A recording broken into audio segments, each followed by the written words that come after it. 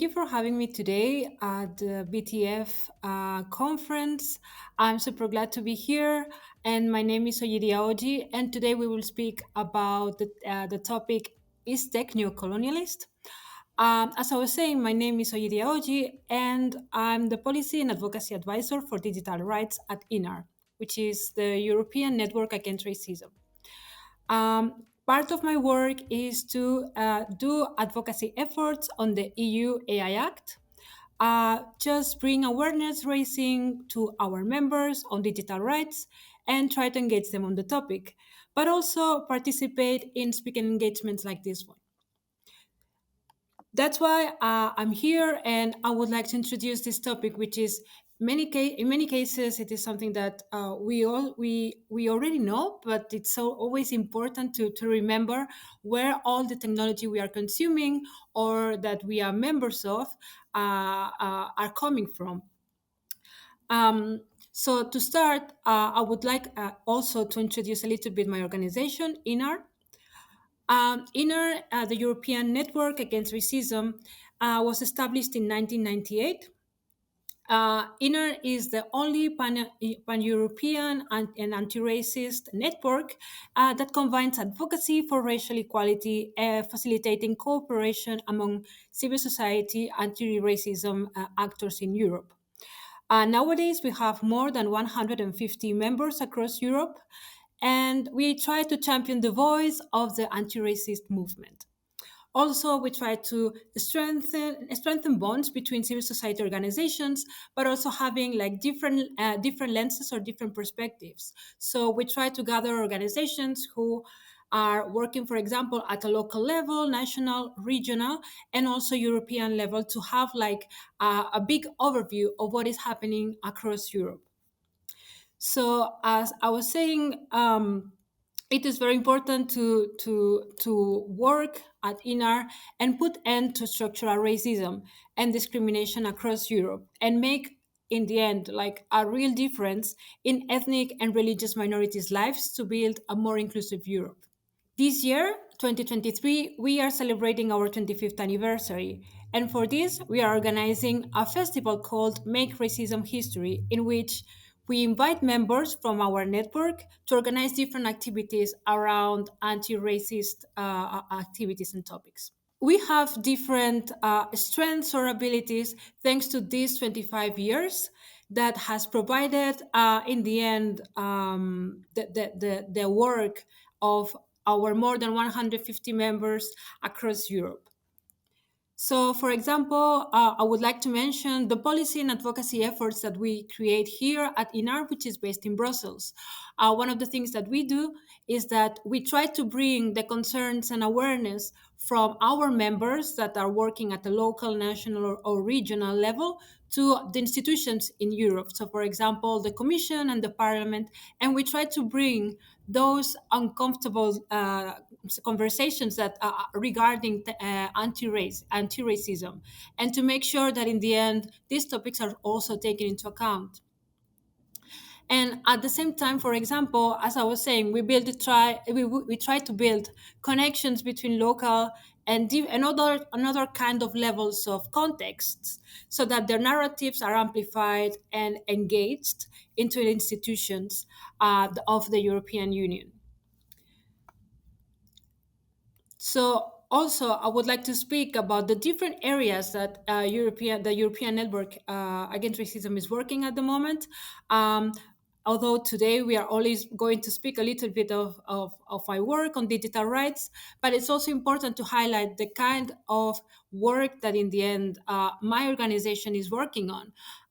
What we try, for example, in the selection of topics, something that we did is to make sure that they were reflecting a lot of the efforts that our network is working on at the moment. So, for example, we have their concerns on migration, their concerns on the difficulties that people have on getting a job, or, for example, we have also new topics like digital rights and climate justice that we are aware that most of our members are not working on, but we think that in the future it should be something that must be a priority for them.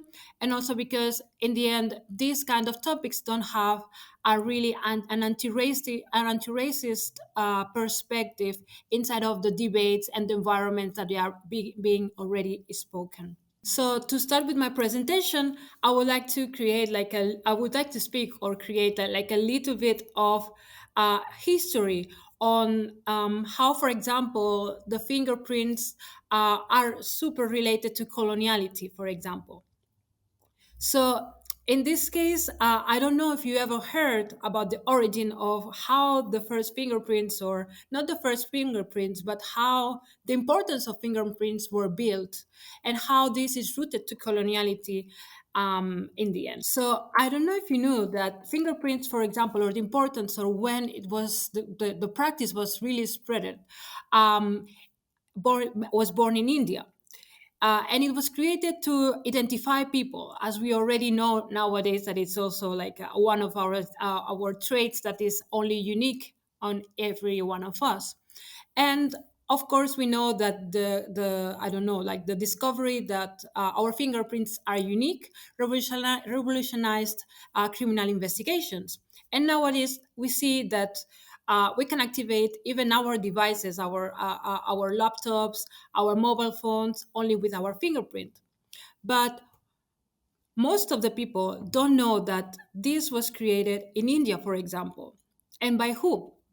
So in this case, it was Sir William James Herschel, who was a chief magistrate of Bengal, which is part of British India. And it was something that it was created, or it was more developed in 1877. At that time, fingerprints were more a mean to identify and sign documents. But if we try to look at the reason why this person and other people needed to identify people, we will see how coloniality is always linked to this kind of practices. So in this case, this person had problems to identify the people who worked on lots of infrastructure projects that they were going on at that time in India. Because it seems like, okay, there were workers who were collaborating, well, not workers, because in the end, they were it was a kind of forced labor in the end, but they were receiving certain kind of payments from this. And what happened is that these workers were just okay, they had to be paid, but there was other people who tried to act like they were also workers, and they were asking also for money. So in order to identify who were really working on those projects, one of the things that this person did was to ask his employees to sign a document, like a kind of contract, in which they were saying, yes, I am the person who is working on this, and I am committed to finish the project. So at the end, it was a more unique way of identifying these people easily just by their fingerprints. So to continue with this, I think it is important now to move on and to see how coloniality, not only on fingerprints, but in the end, in many of the devices that we are using nowadays, it is continue really rooted. So first, I would like to speak about what is new money, but in the end, it's old stuff. It's in the end, we see that we need each other for in order to gain certain kind of benefits, but there's people who are in the end they are benefiting more than others. So we all know what is the triangular trade, in which people from across the world were doing certain kind of things, or they were doing certain kind of practices. So for example, we were seeing that in Europe there were certain kind of goods that Europe didn't have, or Europe was demanding to have, and they were brought from America. But in order to get these goods, they needed labor that in the end was taken from mainly West Africa to, for example, the Caribbean and North America and also South America. So in the end, what we know usually is that people from West Africa was moved to America, to the continent, in order to get those raw materials, and from there produce what was going to consume in Europe. Probably what we don't know or what is less known is that there were also other routes in other parts of the world in which there were also slaves that they were taken from one place to another, and in which, in the end, the same people, Europeans mostly, were also profiting from this. And nowadays, we see that still Europe, the wealth of Europe is built in coloniality, in their past, and in their practices that nowadays more or less are continuing having, but in another way, in the format of having companies working and maybe outsourcing this kind of practices to other countries, usually to the global south. So nowadays we have a different way or a different cartography of how devices, how raw materials are being used or are being moved, and how technology in the end is framing another way of seeing the map. So, for example, we see that we are still extracting materials, or the global north is still extracting materials from the global south. Like nowadays, what is super useful for the global north to continue the revolution, to continue the innovation and modernization of our culture or our economies, is based on the extraction of gold, cobalt, tungsten, lithium, products that in the end, or raw materials that in the end are taken to create the devices that we know nowadays.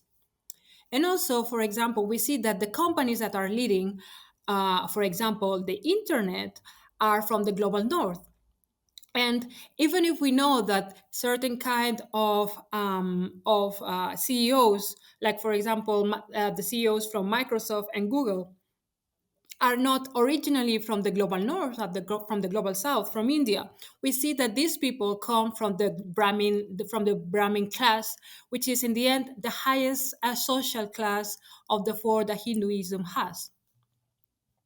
At the same time, we continue seeing how hardware and software is being developed or is being produced in Southeast Asia, and in the end, it is interesting to see and to ask ourselves who wins and who loses in this kind of trade, who consumes and who regulates, because nowadays we see that the ones who are regulating are not even countries. They are countries, but they are doing it with the collaboration of private companies who say, hey, I know how to use this technology, let me help you to regulate in the way that you and me, we are always benefiting. And also, it is important to ask who produces the devices that we are using. So, in the end, we see how the internet is a territory of dispute, affecting in the end the offline lives of the people, usually consumers and producers mainly. So, for this reason, I wanted to talk also about three different devices that I think are interesting to speak about, just to see how the exploitation in terms of the resources they have been used, the labor, and other practices are still rooted in what we know about from coloniality. So, in order to start, I would start with computers or PCs and laptops. So, for example, we see that there have been two different ways of labor exploitation that we know from, for example, the 90s. But usually we know the exploitation that from, for example, the creation of chips in Southeast Asia. But we don't know the origins, for example, of this exploitation and why, in the end, the exploitation of these people has been developed in that area and not not in other ones. So, for example, we can see from the researcher Liza Nakamura in 2014 that, for example, the creation of semiconductors were used in the between the 60s and the 70s to create calculators, games, and first computers were basically done by people from Native America, people from New Mexico. Um, So, for example, we could see that in those times, so between the 60s and the 70s, women were used as a workforce in reserves of the U.S. For example, there was an American company that was producing semiconductors that was well documenting the process of hiring these people, especially women, and they were trying to showcase to showcase this example as an understanding between their traditional culture, so usually Navajo people, and the modernity of what they are producing. In the end, the goal of this documentation was to justify the use of Navajo women to produce these semiconductors. So, you some of the characteristics that they were saying is that these people were born, for example, to create these products.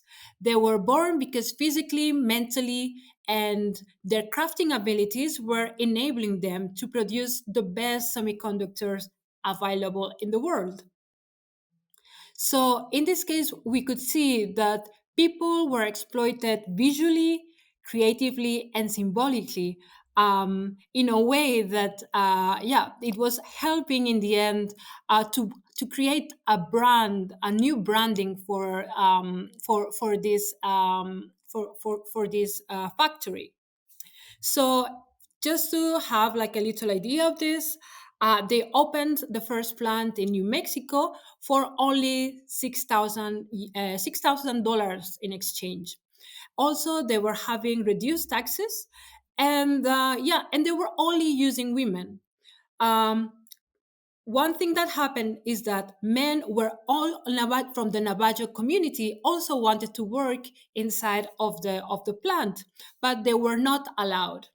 And in many cases, once the Navajo people started to advocate for their rights as workers there, they were starting to speak really bad about the men who, in this case, they were saying something about them, and they were saying specifically that these people were so lazy that they didn't want it to work on these factories. At the same time, they were saying, "Oh, but they are complaining a lot about our work, but we see that that yes, that we see that, but they are still working in our factory. Why they are work like if they are if they are sad about our working conditions? Why do they continue working for us?" And in this case, something that happened is that they were working for them because that was their land. They couldn't leave their land. It was the land of their ancestors, and they wouldn't leave that area in any case. So, in another point that I wanted to speak also was about it is about the fake laptops and donations that many computer companies were doing during the 90s, 2000s, to many schools, for example, in Asia and Africa, in which what they were doing was just giving this donation to the schools, for example, 300 computers, and in the end, only two or three were really working. So the rest of computers were just electronic waste that were being dumped in landfills, and in the end, that was causing a lot of pollution. And nowadays, there's still consequences on the health of these people. So, another application that I would like to speak about is the use of mobile phones. Something that, in the end, we see that, for example, new mobile phones are always sold first in the global north, and how the old versions of these devices are always used or are always sold after to the global south in order to continue having their revenues. And how, in the end, we should try to ask ourselves where this raw material is coming from and who is exporting them and for which reason. And I would like to finalize this part speaking about machine learning models that we know already that they are working and they are really causing like a really big impacts in the end in our productivity and our daily lives. So we see that there's a lot of consumption of large amounts of data, from across the globe, and we see that in the end we are just already data bodies, and but we never ask ourselves, or we never ask ourselves if there's people who cannot opt out from certain platforms. So there's people who have been, for example, rooted, or their digital literacy, for example, is rooted on the use, for example, of Facebook, for example, and how if they opt out of this platform, they don't have more links, for example, with their friends or with their families. And this is something that there's people who cannot afford. So I think it's a privilege when we really have the option of opting out of a platform, or we have more alternatives that we know that our friends and our families are going to join. Also, we never think, or now it is something that it's being spoken, especially on climate change environments, how the natural resources are being used when we are running these models, and how efficient in the end it is the use of these resources. So we see, or we calculate always the efficiency of the models, but we don't create a metric that also calculates the efficiency of the natural resources that we are using to run them. And for sure, like lately, we've been listening to lots of stories about the working conditions from content moderators, data laborers, or even other people who are completely 100% linked to the use of technology. So, in the end, through different devices, we can see the different forms of exploitation that really comes from the very old times of coloniality. So we see that we are still seeing people who are being exploited. As in the labor market, we see that, for example, our resources from especially the global south are taken from there, and they are going to create the devices, and that in the end all of us were consuming, and the knowledge also is being taken as another kind of colonialism that we see that we see that of like, for example, the example that I was providing of the Navajo women in New Mexico. So in the end, something that it would be nice to see is that there are not only economic sanctions to the platforms or the developers of these models, but also the ban, for example, of their access to our data, for example, for a certain period of time, or also to the exploitation of this data or the trade. Could be these options can be more effective than even just finding them for I don't know, for example, breaking the law or breaking data privacy laws. So I would like to finish just by providing different alternatives, three different alternatives or demands, in which we can see that we can have a different perspective, a different evolution of the technology that we want to see and that we want to consume. So, for example, one idea would be to bring funding into alternative ways of producing knowledge, or even keeping the knowledge of our ancestors, and how to create a leisure that it brings everybody to the same platforms, or in the end that brings people and brings healthy conversations into those platforms. For that, with this money, with the money of these VC funds, for example, we could build technologies that are free and that they are open source for everyone, and that in the end we can keep with the improvement of technology in a really healthy way. And in the end, we have to be mindful about the applications that are being designed, and how we can try to find ways in which redress can be also be part of those technologies, a way in which we can center care as part of the key components of the development of new technologies and new innovation. So, in the end, we see that it is not enough to be a person of color to develop these applications. It is even more important to have a critical mindset, a critical lens to the evolution that we are seeing now, and how we can produce other products that can be better for all of us, or that at least listens to the demands and the harms, the AI harms, for example, that they've been being created by the devices or even the platforms that we are using nowadays. And it is important to also keep continuing organizing ourselves at the grassroots level, as a civil society organization, and in the end, as individuals also, to advocate for better understanding and also for a better evolution of the innovation that we really want to see. And I think that with this, I would like to thank you all for your assistance, and just feel free to contact me if you have any questions. I would really be happy to connect with you, and of course, Inar will be happy to connect with you also. Thank you.